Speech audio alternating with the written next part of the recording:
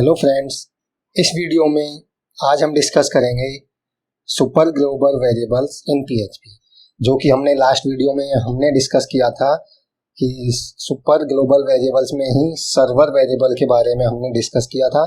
तो आज हम उसी को कंटिन्यू करते हुए आगे डिस्कस करते हैं। सुपर ग्लोबल वेरिएबल में पोस्ट हमने सर्वर है जो लास्ट वीडियो में डिस्कस कर लिया। आज हम डिस्कस करेंगे पोस्ट वेरिएबल और गेट वेरिएबल क्या होते हैं। तो इनको समझने के लिए इन दोनों वेरिएबल्स का यूज हम फॉर्म में डेटा को रिसीव करने के लिए या डेटा सेंड करते हैं। हम फॉर्म जो पीएचपी में फॉर्म्स होते हैं उनमें डेटा रिसीव करने के लिए या सेंड करने के लिए हम इन दोनों का वेरिएबल्स का यूज करते हैं। तो इनका यूज करने के लिए हमें पहले एक फॉर्म बनाना होगा पीएचपी में, एचटीएमएल का यूज करके पहले एक फॉर्म बनाना होगा। तो इन दोनों को समझने के लिए सबसे पहले मैं नोटपैड ओपन करता हूं अपना, और यहाँ पर मैं सबसे पहले एचटीएमएल का एक फॉर्म बनाऊंगा। जो फॉर्म का बेसिक सिंटैक्स है, बेसिक स्ट्रक्चर है, पहले वो मैं यहाँ पर बनाऊंगा एचटीएमएल का यूज करके। तब उसके बाद हम पीएचपी में जो गेट वेरिएबल और पोस्ट वेरिएबल हैं तभी हम उनका यूज समझ पाएंगे। तो अभी मैं यहाँ पर थोड़ा जल्दी से मैं HTML का यूज करके एक फॉर्म बना देता हूँ, ठीक है। तो ये HTML का और ये टाइटल टैग हो गया, ठीक है। टाइटल, यहाँ पर मैं टाइटल में दे देता हूँ let's say form in PHP में हम फॉर्म कैसे बनाते हैं, कैसे इसका डेटा हम सेंड करते हैं, कैसे रिसीव करते हैं डेटा, इसके बारे में समझेंगे। तो हम यहाँ पर बना रहे हैं फॉर्म। तो बॉडी टैग में यहाँ पर ये बॉडी टैग हो गया, और बॉडी टैग में सबसे यहाँ पर हम डिस्कस कर रहे हैं फॉर्म के बारे में, ठीक है। तो यहाँ पर हम जो टैग होता है फॉर्म, इसको यूज करेंगे। फॉर्म का क्लोजिंग यहाँ पर हम रख देंगे, ठीक है। और इस फॉर्म में यहाँ पर हम एक जो ये वैल्यू होती है बोलते हैं एट्रीब्यूट होता है एक्शन, ठीक है।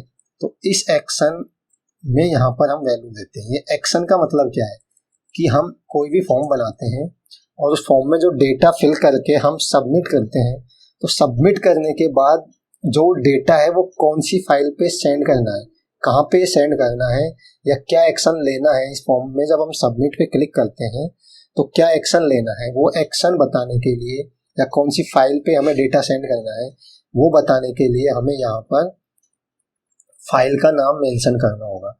तो मैं सपोज अभी फाइल का नाम दे देता हूँ data.php, ठीक है।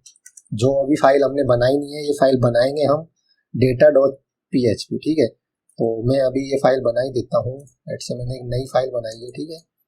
और इसको मैं यहीं पे सेव कर देता हूँ। अभी इसको आप कहीं भी सेव कर सकते हैं, उसी का पाथ आपको वहाँ दे देना है। तो अभी मैं यहीं पे इसी के साथ में सेव कर देता हूँ ऐसे data.php, ठीक है। ये फाइल मैंने सेव कर दी।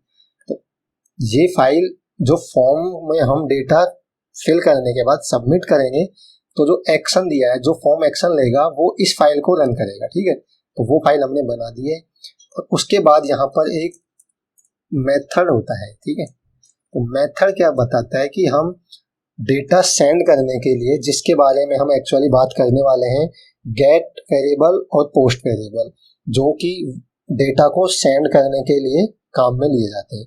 तो ये बता रहे हैं कि आप यहाँ पे कौन सा मेथड यूज कर रहे हैं, कौन सा वेरिएबल यूज कर रहे हैं डेटा सेंड करने के लिए। तो सपोज अभी के लिए मैं गेट वेरिएबल यूज करता हूँ, ठीक है। और बाय डिफॉल्ट पीएचपी में गेट ही होता है। अगर आप यहाँ कुछ भी वेरिएबल डिफाइन नहीं करेंगे तो बाय डिफॉल्ट ये मेथड गेट ही होता है, ठीक है। तो अभी यहाँ पर मैं डिफाइन कर देता हूँ गेट, ठीक है। गेट वेरिएबल हम यहाँ पर यूज कर रहे हैं। तो ये हुआ फॉर्म। अब इस फॉर्म के अंदर हमें बनाने हैं कुछ कॉलम्स या टेक्स्ट बॉक्सेस। तो इसके लिए हम जैसे कि टेबल का यूज करते हैं, क्योंकि जो डेटा है टेबल में वो अच्छे से शो हो जाएगा, ठीक है। जो फॉर्म की जो डेटा है, जो कॉलम्स हैं, टेक्स्ट बॉक्सेस हैं, वो टेबल के थ्रू हम अच्छे से प्रिंट करवा सकते हैं। तो यहाँ पर मैं टेबल का बॉर्डर दे देता हूँ। जैसे लेट्स से बॉर्डर मैंने डिफाइन कर दिया 2, ठीक है। तो बॉर्डर देने के बाद टेबल में हम सिंपल एक रो बनाते हैं, ठीक है। tr करके मैंने रो बनाई है, और इस रो में हम कॉलम्स बनाएंगे, ठीक है, जो कि हम td का यूज करके, जो टैग होता है td का यूज करके हम कॉलम बनाते हैं। इस कॉलम में सबसे पहले मैं लेट से डिफाइन करता हूँ नेम, ठीक है, नेम। ऐसे ही एक दूसरा कॉलम बनाता हूँ, ठीक है, इस रो में दूसरा कॉलम, और इसमें मैं जो नेम के करस्पॉन्डिंग इनपुट बॉक्स है वो यहाँ पर मैं डिफाइन करता हूँ, ठीक है, इनपुट।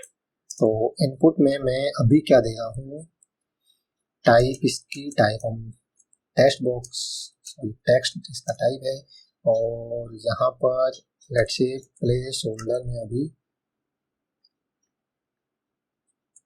जो प्लेस होल्डर है जो उसमें वैल्यू शो करने के लिए है, जैसे एंटर योर नेम, ठीक है, जो उसमें वैल्यू बाय डिफॉल्ट से शो करेगा कि एंटर योर नेम।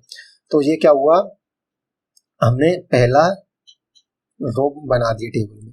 तो इसी को कॉपी कर लेता हूँ मैं, और इसी को कॉपी करके मैं दूसरी रो बना देता हूँ, जिस रो में हम यहाँ पर लेट से मैं बना देता हूँ पासवर्ड, ठीक है। हम दो डेटा यूजर से दो इनपुट लेंगे, यूजर नेम और पासवर्ड, ठीक है। यहाँ पर इसको चलो यूजर नेम या सिंपल नेम ही रह देते हैं, यहाँ पर पासवर्ड। पासवर्ड के लिए अगेन इनपुट बॉक्स बनाया, इसका टाइप है जो यहाँ पर मैं पासवर्ड दे देता हूँ, ठीक है, और प्लेस होल्डर में भी मैं यहाँ पे लिख देता हूँ एंटर योर पासवर्ड, ठीक है, एंटर योर पासवर्ड। इसी तरीके से मैं एक थर्ड रो बनाता हूँ, जो हम सिंपल इसको तो हम रिमूव कर देते हैं, और यहाँ पर मैं एक थर्ड रो बनाता हूँ जो एक सबमिट बटन के लिए, ठीक है। तो इसमें मैं अगेन इनपुट बनाता हूँ, तो इसका मैं टाइप, जो टाइप है वो मैं सबमिट दे देता हूँ, सबमिट, और इसकी वैल्यू दे देता हूँ कि एंटर, ठीक है, या कुछ भी दे सकते हैं आप, जैसे सबमिट डेटा, ठीक है, सबमिट डेटा मैंने इसका नाम दे दिया। तो ये सिंपल एक फॉर्म का स्ट्रक्चर तैयार हो गया है, फॉर्म बनाया हमने, इसमें टेबल के द्वारा हमने दो इनपुट बॉक्स बनाए, पहला नेम के लिए और दूसरा पासवर्ड के लिए, और तीसरा एक हमने बनाया बटन, ठीक है, जो सबमिट बटन है। तो अगर मैं अभी इसका आउटपुट हम देखते हैं, तो इसका आउटपुट देखते हैं कि ये क्या शो कर रहा है, कैसा शो कर रहा है। हाँ, ये इनपुट बॉक्स या एक फॉर्म तैयार हो गया है। तो इसको थोड़ा हम बेटर बना देते हैं। तो इसको बेटर बनाने के लिए लेट से मैं यहाँ पर दो br टैग दे देता हूँ, ठीक है, br टैग दे दिया, और इस टेबल को हम सेंटर में ला देते हैं, ठीक है, सेंटर का यूज करके हम इसको सेंटर में ला देते हैं, ठीक है, सेंटर। और यहाँ पर मैं क्या करता हूँ, इसके लिए मैं जो यहाँ पे देख रहे हैं कि इसको सेव करके अगर मैं इसका आउटपुट देखता हूँ तो ये सेंटर में आ गया, ठीक है। तो इस बटन को भी मैं सेंटर में ले आता हूँ, जो कि कॉल स्पैन, जो कि दो कॉलम्स को मर्ज करने के लिए काम में आता है, कॉल स्पैन। ये क्या करेगा, दो कॉलम्स को मर्ज कर देगा। तो यहाँ पर ये सेंटर में आ गया, ठीक है, तो सेंटर में आ गया। यहाँ पर भी मैं एक h2 टैग यूज कर लेता हूँ, ठीक है, h2 टैग यूज कर लेता हूँ, और इसमें मैं ले देता हूँ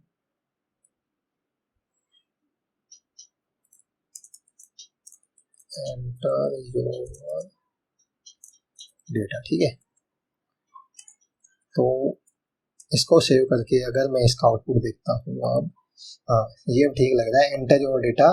और यहाँ पर नेम, जहाँ पर हम अपना नेम एंटर कर सकते हैं। ये जो देख रहे हैं आप, बाय डिफॉल्ट कोई नाम एंटर नहीं है, तो ये यहाँ पर शो कर रहा है enter your name, enter your password. जी आप प्लेस होल्डर के द्वारा कर सकते हैं, ठीक है।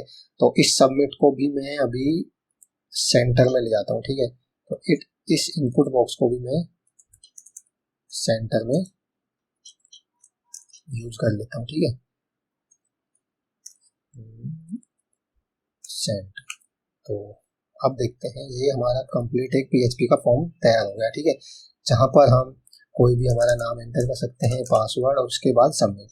तो आप देख रहे हैं कि जैसे ही मैं ये सबमिट करता हूँ, ठीक है, तो जैसे ही ये मैं सबमिट कर रहा हूँ तो ये कहाँ जा रहा है, data.php, जो कि हमने यहाँ पर बताया था कि जैसे ही हम सबमिट बटन पे क्लिक करते हैं तो ये फॉर्म है जो एक्शन क्या लेगा, ठीक, एक्शन में हमने डिफाइन किया है data.php। तो जैसे ही हम सबमिट बटन पे क्लिक करते हैं तो ये इस डेटा को इस फाइल में सेंड करेगा, ठीक है, data.php। या जैसे ही हम सबमिट बटन पे क्लिक करेंगे तो ये इस फाइल को रन करेगा या एग्जीक्यूट करेगा। तो ये सिंपल हमने अभी एक फॉर्म तैयार किया है, ठीक है। तो इस वीडियो को मैं यहीं पे एंड करता हूँ। नेक्स्ट वीडियो में हम इसी को कंटिन्यू करेंगे और इसी को कंटिन्यू करके हम आगे डिस्कस करेंगे कि अब सबमिट से हम सबमिट बटन पे क्लिक करके जो भी हम ये फॉर्म का डेटा है इसको इस फाइल में कैसे सेंड कर सकते हैं। यहाँ पे हम PHP का कोड भी लिखेंगे। तो ये सब कुछ हम डिस्कस करेंगे नेक्स्ट वीडियो में। तब तक के लिए बाय।